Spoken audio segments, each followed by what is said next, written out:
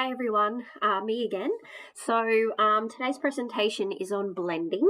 My previous two videos have really looked at big picture stuff, so I thought that today I'd look at something that's a little bit more refined, a bit of the sort of nitty gritty, and something that you can hopefully take into your classroom straight away and implement, hopefully, with some success.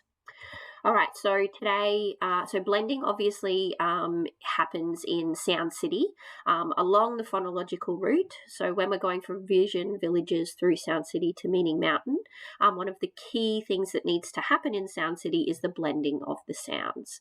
But sometimes when we are traveling along that phonological route, we hit a snag and we're not able to blend those sounds together, and therefore we can't continue along the route. They can't make meaning, they can't work out what the sound is. So today, that's the area that we're looking at. So who will this benefit? Today, hopefully what I talk about today will benefit the students who know all the letter sounds or even know some digraphs, but they're having trouble blending those together. Also those students who you've tried tap blending or chop blending that our chopping hands from Heggerty, you've tried that method of blending and it's not working for them. So these are the students who, if we look at our ERI's phases of reading and spelling development, which I talked about in my last video, these are our students who are in the partial alphabetic and the full alphabetic phase. So just to jog your memory, that's this part here, where they're still working on their phonological route, and obviously they're still strengthening that phonological route and perhaps even starting to develop the lexical route in their brain. If we have a look at our scope and sequence, it's the students that would be in this part of the scope and sequence. Now, this isn't to say that it's students who are in prep in the start of year one. It means that it's those students who are working in this sort of phase. And we definitely know that we have students who are in year two who are still working here. So this area here. So we've got the decodable books that these students would be working on in the Spelled South Australia decodables. It would be the students that are working around that sets 1 to 3. Our Decodables Australia, which aligns with our Sparkle kit, would be sets 1 to 4, and I do believe we have the Decodables Australia readers at school. I think they're just still being accessioned. And I've also included the Dandelion launches here. We don't have these yet. I hope that they will be our next purchase if we once I present them and talk to you a little bit more about them. I hope that you agree. The Dandelion launches, you can see, would be units 1 to 15, and there's a lot of units there. The reason is they actually cover only 2 or 3 phonemes per unit. So it's a lot slower paced than than Decodables Australia or Spelled South Australia. I just wanted to touch on that. These are the levels that they would be at. All right, so today I'm really going to, again, look at 2 parts. First of all, I'm going to talk about the research, and I'm not going to do that for very long, but I think it's important that we understand that what we're doing in our classroom is grounded in research, and so we can have confidence knowing that, we're doing it for a reason. So I'll talk about the research, and in that section, I'll also talk about different types of blending. Some that you may already be doing or some that might be new to you. And then in part 2, I'm going to talk more about practical ideas, some hands-on resources that you could be using in your classroom, some printable resources, and some mnemonic posters that you might like to use as well. Okay, so one of the first things you need to know for today's presentation is that if we want to sound really smart, the technical term for blending is phonation. So I'm going to refer to it a lot as phonation in the presentation. So first of all, there are 2 types of phonation. We have segmented phonation and we have connected phonation. So segmented phonation is where we are sounding out the phonemes with pauses in between, and this is probably the most common form of phonation, and you would do this probably in your classroom. When you do segmented phonation, you can use any combination of sounds that the child has learnt. But when we look at connected phonation, and we'll delve a little bit more into that soon, the idea is that there's no pauses between the phonemes, and that you actually use selective phonemes to assist with continuous blending. And I'll talk a little bit more about what they are soon, but I just wanted to touch on the fact that there are two types. Okay, so the first piece of research I want to touch on quickly is this one. This piece of research looked at 3 groups. There was a group that segmented using onset and rhyme, a group that segmented using body coda, which is the letters up to and including the vowel and then the ending. And then the third group was segmenting using individual phonemes. Now, as you can see in the title, it was orally blending the phonemes. Now, their findings were that students were rarely successful in blending when the words were segmented with pauses, and that the body coda was the easiest for the students to use as a blending strategy. And then there was a follow-up research paper that basically found the same thing, that the body coda blending was easier, and that they found that actually onset and rhyme and phoneme blending didn't differ at all in their research. So what we can take away from this piece of research is that when our students are having difficulty blending, when they reach like those larger words, so like I've said here, for example, when they're looking at like 5 phonemes that they need to blend together, a strategy we could be using is the body coda strategy. And I know Lana uses this a lot in our classroom when we work with that group who isn't all the way down at like CVC blending, but is, a few stages higher than that. And there's too many phonemes for them to hold in their head, especially if there's pauses in between. So we often chunk it. And so that's a strategy that you could be using if you're finding that you've got students who are having difficulty blending with the segments in between. And then just a second piece of research, I'm only going to look at 2 today. There was looking at pauses when they were orally segmenting and blending a word. So we had a group who had no pauses in between the phonemes, 1 second pause and a 3 second pause. And their findings were, and this isn't surprising, I don't think, they showed that the group that had no pauses had the most success with blending.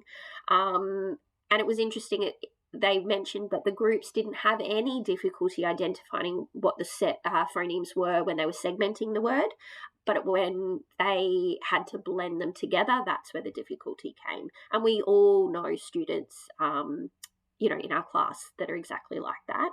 And then also some of the findings was that students with a 1 second pause tended to delete sounds from words when blending. And I know I can think of a few students in my class straight away who that happens to. So what can we take away from this research? I think what we can take away is that blending with no pauses can help those students who know the sounds, but they can't hold them in their head long enough to blend the sounds together. So this shows us that, no pauses can be of benefit.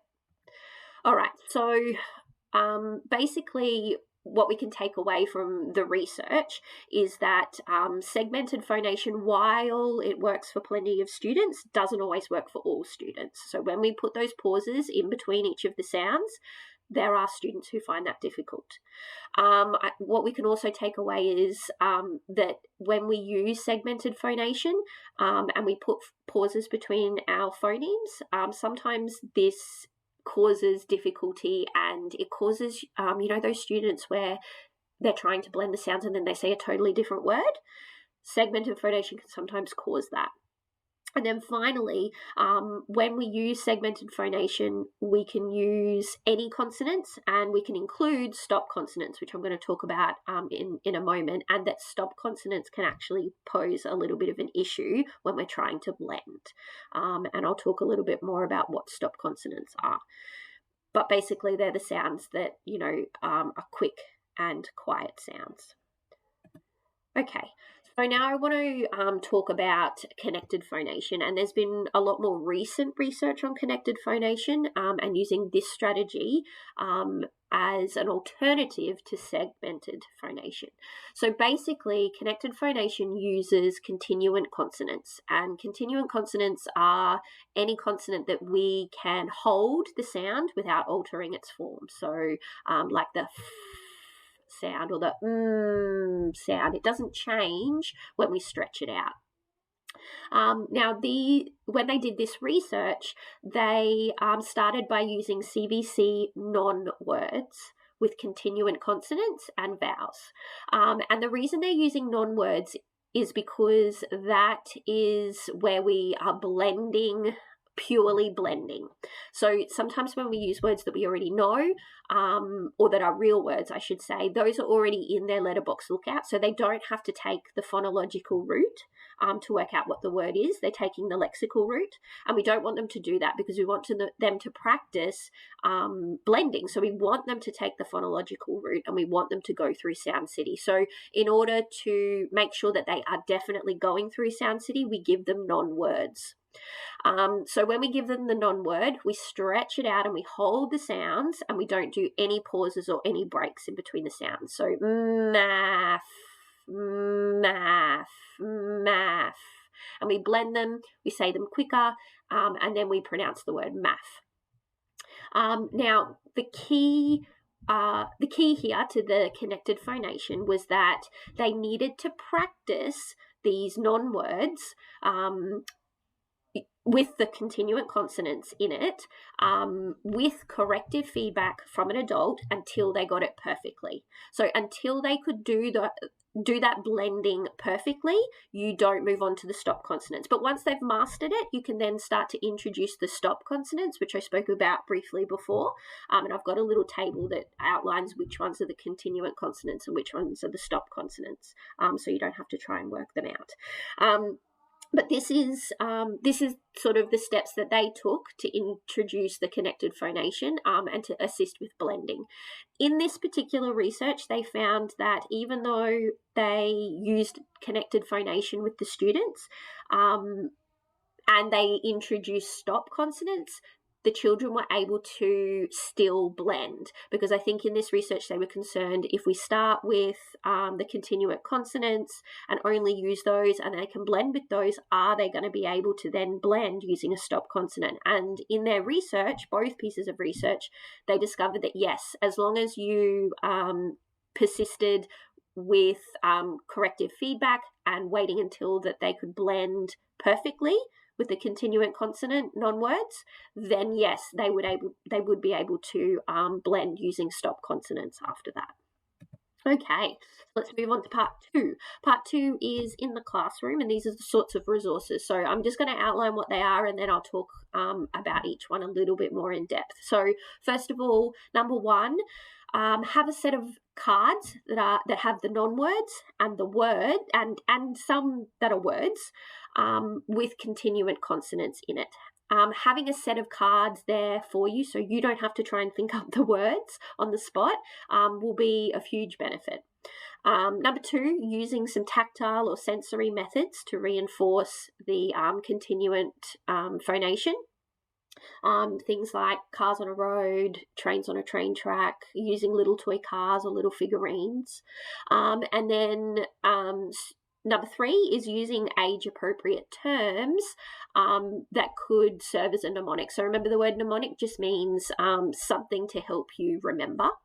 And here, we can use things like turtle talk and cheetah chat, and I'll explain those a little bit more. Oops. All right, so here's our table of continuant and stop consonants. So this table will be particularly useful to you when you want to make up your own set of cards. So I would take this table and see, what continuant consonants I have and what stop consonants I have, and then head on over to our scope and sequence. And even if we look at just the first 5 weeks, you can see here that already we have 3 continuant consonants and 2 vowels introduced. So from really early on, we can be applying the continuant the connected phonation strategy. So here's a set of cards using just those 5 consonants and vowels. Some of these are words, but most are non-words. So you can print this off and be practicing this straight away. Then moving on to the sensory or the tactile strategies. So there's plenty of little worksheets that you can find online that have like little roads on them where you could actually get a small little matchbox car and help to blend. Now, I have seen some people use a little cheetah, like running quickly. And I guess if you really emphasize, that it's running quickly, you could use it. But I personally like something that has wheels. I think that lends itself to the fact that it's fast, it's continuing, that there's no stops or pauses. I think that if you have like an animal or a figurine or something with legs, the child might be inclined to sort of jump and hop, which is not what we want to do when we're doing connected phonation. And then, of course, you've got the little tracks there. I'm not sure about, using capital letters, but I like, each of the little wooden tracks have a different letter on it, and then you're blending it using the train. I know lots of you probably have this little train track lying around. I know I certainly do from my kids. I particularly like this little worksheet from Kindergarten Works. I think that it's really cool. I like that she's got the section for the real words and the silly words where they can mark off whether they've made a real word or a silly word. They've got in the middle a box of all the phonemes, and you could alter that to be just the phonemes that they know, and then of course they write it in. On this sheet they've got the endings already there, but you could have it blank so that they write it in themselves, and then you use the little car along the bottom to blend together.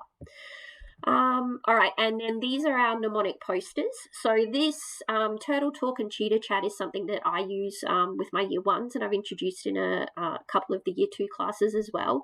The idea is that you're using, age-appropriate terminology. So sometimes when we use the word segmenting and blending, and don't get me wrong, I still use those words in class, but they're definitely, teacher terms. We can use something like a turtle or a cheetah to help explain exactly what we want them to do. So when we do turtle talk, we are segmenting the sounds, and we're putting pauses in between. That's more our segmented phonation. You can see our little sound dots under each one. And then our cheetah chat, we're obviously doing it faster. We're using no pauses between the sounds, and we're saying the sounds fast until we blend them together.